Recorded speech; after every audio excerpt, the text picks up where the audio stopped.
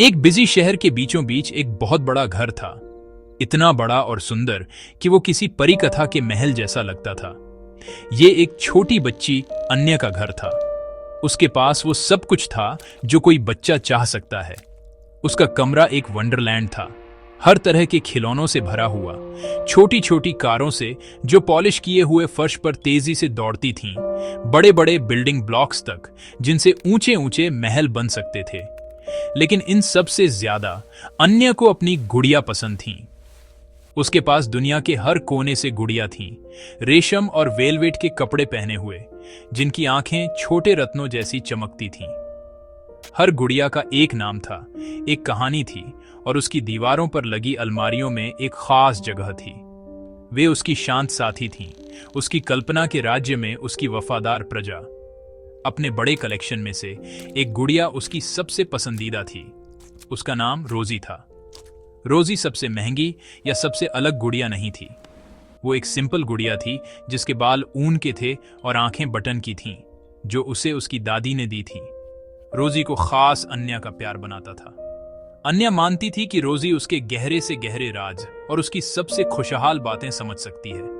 वो घंटों रोजी को अलग अलग कपड़े पहनाती, उसके लिए काल्पनिक चाय पार्टियां करती और सोने जाने से पहले उसके कपड़े के कानों में कहानियां फुसफुसाती थीं। रोजी सिर्फ एक खिलौना नहीं थी, वो अन्या के दिल का एक टुकड़ा थी, एक दोस्त जिसने कभी जज नहीं किया और जो हमेशा साथ रहती थी। अपने कमरे की बड़ी खिड़की से अन्या अपनी सुनहरी पिंजरे से बाहर की दुनिया देख सकती थी। नीचे धूल भरी सड़क पर बच्चे साधारण हाथ से बने खिलौनों से खेलते थे। वे जोर जोर से हंसते थे, उनकी आवाजें उसके शांत कमरे तक पहुंचती थीं। वे नंगे पैर भागते थे, एक पुरानी फटी हुई गेंद का पीछा करते या बारिश से बनी गड्ढों में कागज की नावें तैराते थे। अन्य अक्सर उन्हें उत्सुकता से देखती थी। उनके पास इतना कम था, फिर भी उनकी खुशी इतनी असीमित और सच्ची लगती थी। उसे हैरानी होती थी कि दोस्तों के बीच एक ही खिलौना शेयर करना कैसा लगता है, चीजों को रखने में नहीं बल्कि साथ खेलने में खुशी ढूंढना कैसा लगता है। उनकी दुनिया इतनी अलग, इतनी जिंदगी और ऊर्जा से भरी लगती थी, उसके शांत व्यवस्थित कमरे के बिल्कुल उलट। अन्य कभी कभी अपनी जिंदगी की तुलना उनसे करती थी। उसके पास बेहतरीन सुंदर गुड़ियों से भरा कमरा था, लेकिन वो अक्सर अकेली खेलती थी।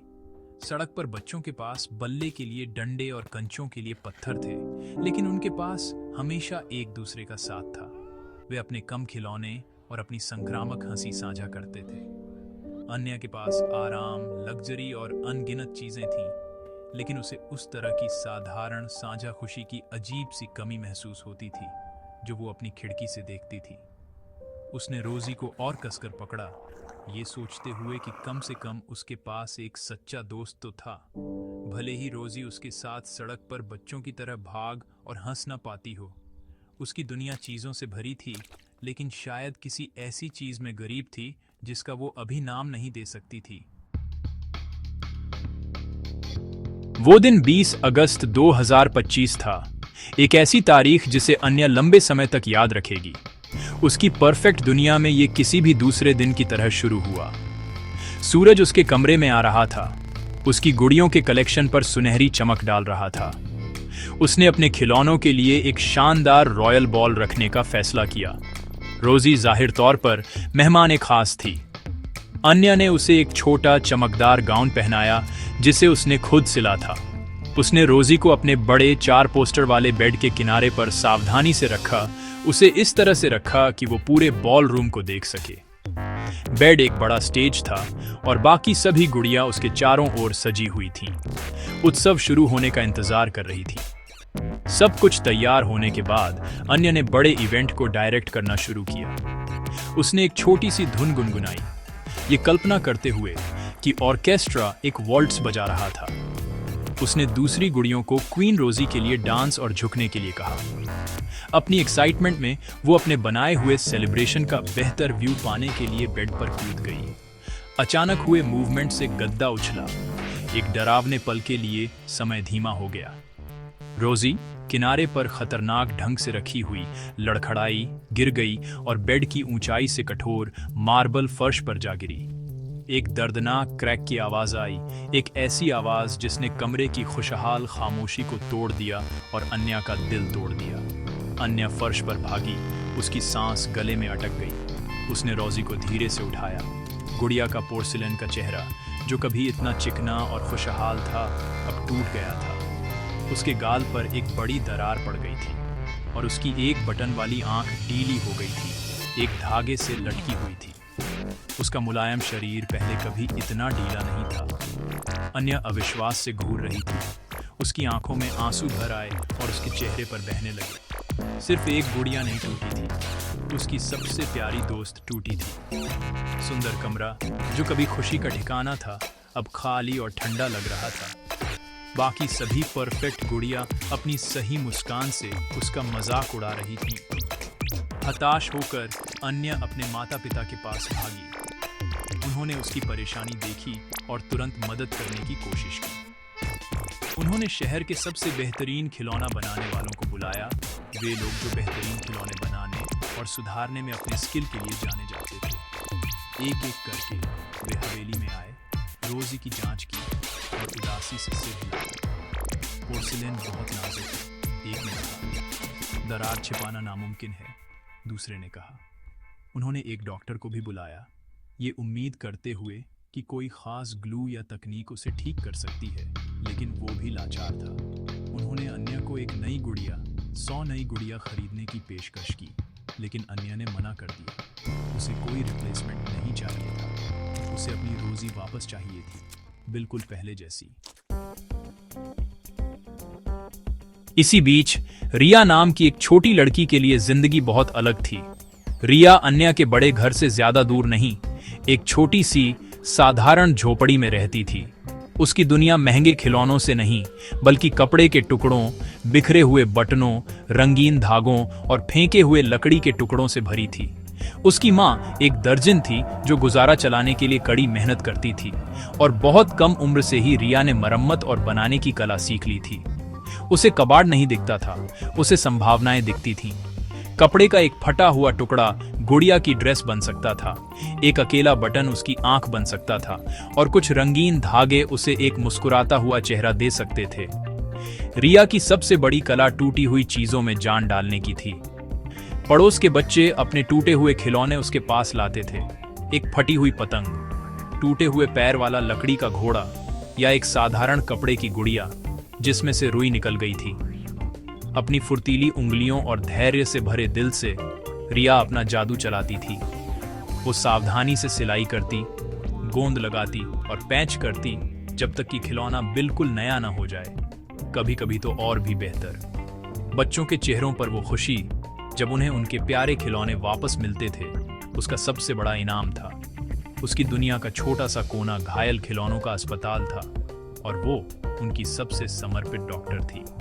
एक दोपहर एक आवारा बिल्ली का पीछा करते हुए, जिसने उसके कीमती धागे का गोला छीन लिया था, रिया खुद को इतना दूर भटकती हुई पाई जितना वो पहले कभी नहीं गई थी। बिल्ली एक बड़ी दीवार में एक छोटे खुले गेट से अंदर घुस गई। बिना सोचे समझे रिया उसके पीछे चली गई। वो अचानक खुद को एक ऐसी जगह पर पाई जो सपने जैसी लगती थी। बगीचा हरे रंग का समुद्र था, जिसमें हर रंग के फूल थे।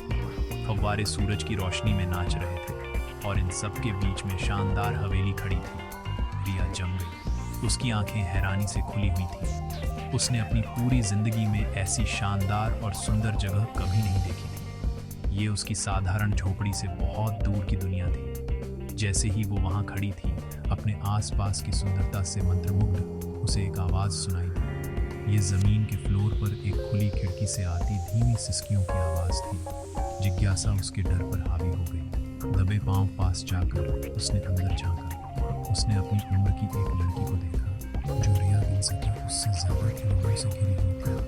ऐसे रो रही थी जैसे उसका दिल टूट गया हो। लड़की के हाथों में एक टूटी हुई गुड़िया थी। रिया का दिल उसके लिए दुख से भर गया।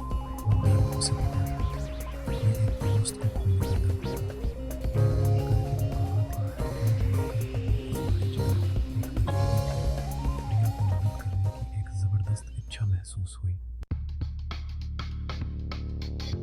अन्या अपने दुख में डूबी हुई पहले तो खिड़की से झांकते छोटे चेहरे को नहीं देख पाई। वो अपने दुख में इतनी डूबी हुई थी कि उसके आसपास की दुनिया धुंधली हो गई थी। उसने रोजी के टूटे हुए टुकड़ों को कसकर पकड़ा हुआ था। उसके आंसू गुड़िया के टूटे हुए चेहरे पर टपक रहे थे। उसके माता पिता द्वारा नए खिलौनों की सारी पेशकशें अपमान जैसी लग रही थीं। वे नहीं समझते थे कि रोजी की जगह कोई नहीं ले सकता। कोई भी चमकदार नई गुड़िया उन यादों और रहस्यों को नहीं रख सकती थी जो उसने रोजी के साथ साझा किए थे। उसके कमरे में सन्नाटा भारी था, जिसे केवल उसकी अपनी धीमी सिसकियां तोड़ रही थीं। वो अपने दुख में पूरी तरह से अकेली महसूस कर रही थी। लग्जरी से घिरी हुई थी, लेकिन किसी भी असली आराम से वंचित थी। अचानक एक छोटी हिचकिचाती आवाज ने सन्नाटा तोड़ा। क्या उसे बहुत चोट लगी है? रिया ने पूछा। उसकी आवाज मुश्किल से सुनाई दे रही थी। अन्या ने चौंक कर देखा। उसके कमरे के दरवाजे पर एक लड़की खड़ी थी, जिसे उसने पहले कभी नहीं देखा था। लड़की ने साधारण पुराने कपड़े पहने हुए थे और उसके पैर नंगे थे। उसके बाल एक साधारण चोटी में बंधे हुए थे और उसकी आंखें बड़ी और दयालु थीं। एक पल के लिए अन्य को झुंझलाहट महसूस हुई। यह अजनबी कौन थी और वो उसके घर में, उसके निजी कमरे में कैसे घुस गई थी? वो गार्डों को बुलाने वाली थी, इस घुसपैठिए को अपनी नजरों से दूर भगाने के लिए। लेकिन लड़की की आंखों में कुछ ऐसा था जिसने उसे रोक दिया। उसकी नजर में कोई जजमेंट या ईर्ष्या नहीं थी, केवल सच्ची चिंता थी। रिया ने फैंसी कमरे या महंगे खिलौनों को नहीं देखा, बल्कि सीधे अन्या के हाथों में टूटी हुई गुड़िया को देखा। मैं चीजें ठीक कर सकती हूँ, रिया ने धीरे से कहा, एक हिचकिचाता कदम आगे बढ़ाते हुए। मेरी माँ ने मुझे सिखाया है। मैंने अपने दोस्तों के लिए कई गुड़िया ठीक की हैं। वे कहते हैं कि मेरे हाथों में थोड़ा जादू है। अन्या ने उस गरीब लड़की के फैले हुए हाथों से अपनी खुद की महंगी, लाचार हाथों की ओर देखा। उसे संदेह था। शहर के सबसे बेहतरीन खिलौना बनाने वाले नाकाम हो गए थे। ये लड़की, जिसके पास अपने नंगे हाथों के अलावा कुछ नहीं था, कैसे सफल हो सकती थी? अपने संदेह के बावजूद उम्मीद की एक किरण थी।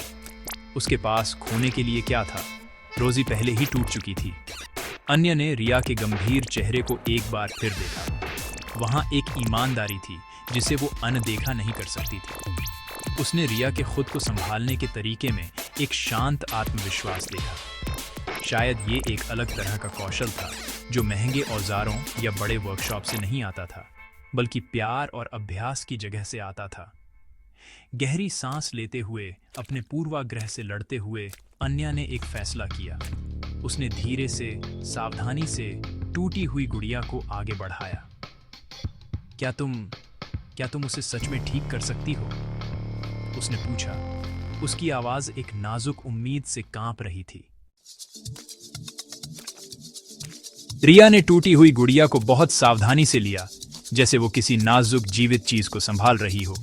वो अन्या के कमरे के नर्म कालीन पर ही जमीन पर बैठ गई और रोजी को धीरे से अपनी गोद में रख लिया। अन्या देख रही थी। उसका संदेह अभी भी उसकी उम्मीद से लड़ रहा था। उसे उम्मीद थी कि रिया फैंसी ग्लू या खास औजार मांगेगी, लेकिन रिया ने ऐसा कुछ नहीं मांगा। इसके बजाय उसने एक साधारण सुई और कुछ धागा, गर्म पानी का एक छोटा कटोरा और एक साफ, मुलायम कपड़े का एक टुकड़ा मांगा। अन्या उत्सुक होकर जल्दी से अपनी माँ की सिलाई किट से चीजें ले आई। नौकर, जो दरवाजे पर इकट्ठा हो गए थे, उत्सुकता और अविश्वास से देख रहे थे। सामान हाथ में लेकर रिया ने अपना काम शुरू किया। उसकी उंगलियां ऐसी खूबसूरती और सटीकता से चल रही थीं, जिसे देखना मंत्रमुग्ध कर देने वाला था। सबसे पहले उसने पोर्सिलेन के चेहरे के टूटे हुए टुकड़ों को धीरे से साफ किया।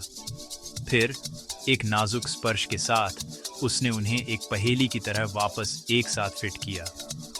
अपनी माँ द्वारा सिखाई गई एक खास तकनीक का उपयोग करते हुए, जिसमें चावल के आटे और उसके बगीचे के एक पौधे से थोड़ी सी गोंद से बना एक घर का बना पेस्ट शामिल था, उसने दरार को सावधानी से सील कर दिया। यह एक धीमी और दर्दनाक प्रक्रिया थी। उसने जल्दबाजी नहीं की। वह काम करते हुए एक धीमी धुन गुनगुना रही थी, वही धुन जो उसकी माँ सिलाई करते समय गुनगुनाती थी। इसके बाद उसने डीली बटन वाली आंख पर ध्यान दिया।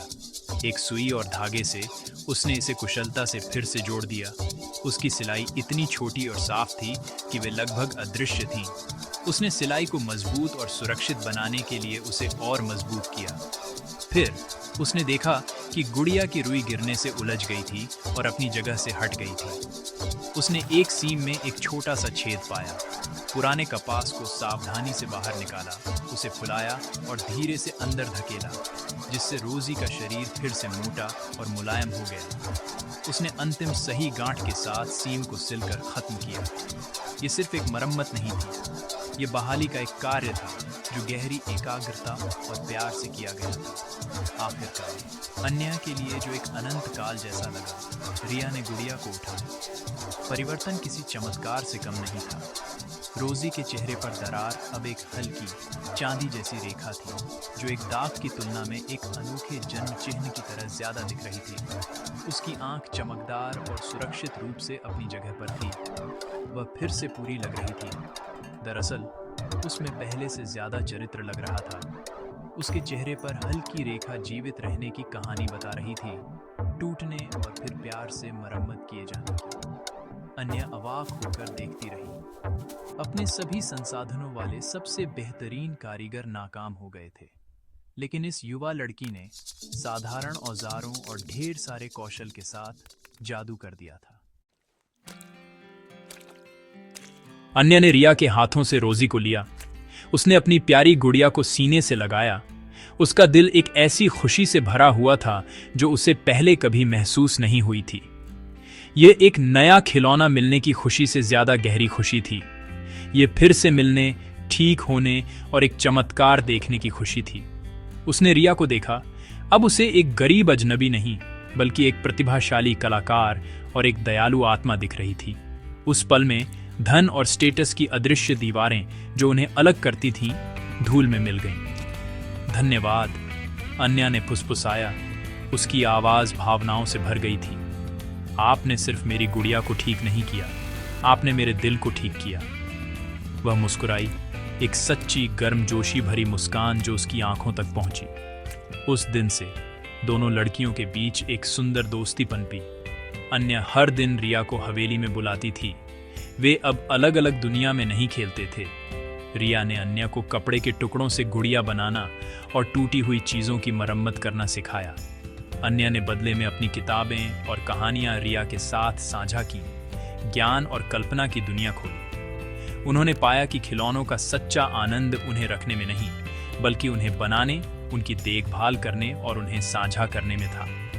अन्य का कमरा, जो कभी परफेक्ट गुड़ियों का एक शांत संग्रहालय था, अब हंसी, रचनात्मकता और दोस्ती के खुशहाल अव्यवस्था से भरा एक जीवंत वर्कशॉप बन गया। शुरुआत में हवेली का स्टाफ रिया की लगातार उपस्थिति को लेकर हिचकिचा रहा था।